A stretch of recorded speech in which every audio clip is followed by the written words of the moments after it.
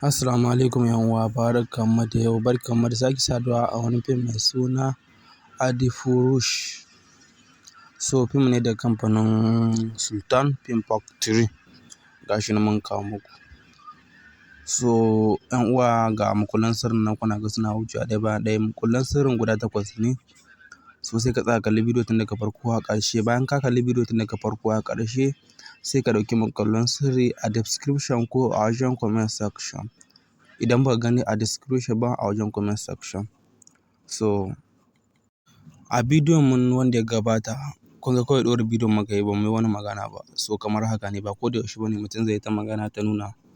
Sai dai idan aka ce ka yi abu to ka yi ƙoƙari ka yi shi, domin wannan abu yana da muhimmanci.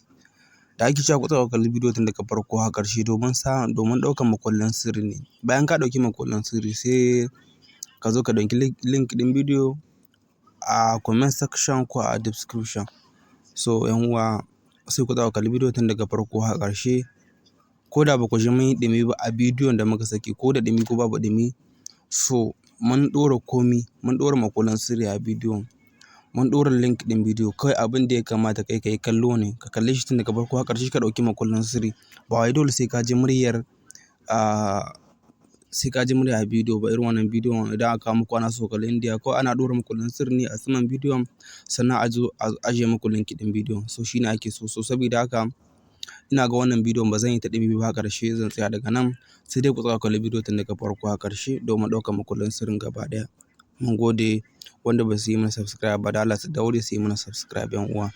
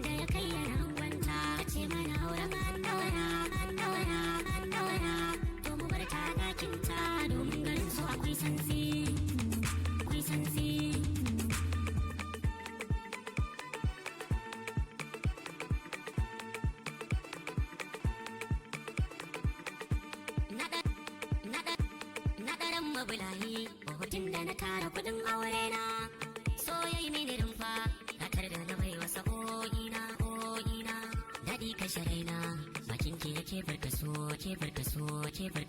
rana, sai ya bani kike hakan ya saka mu ji daɗin juna.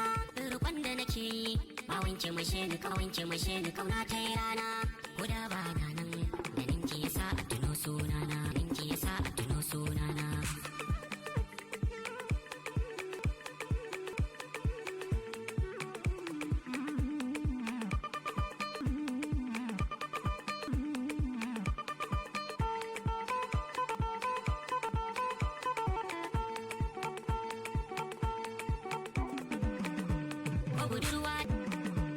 budurwa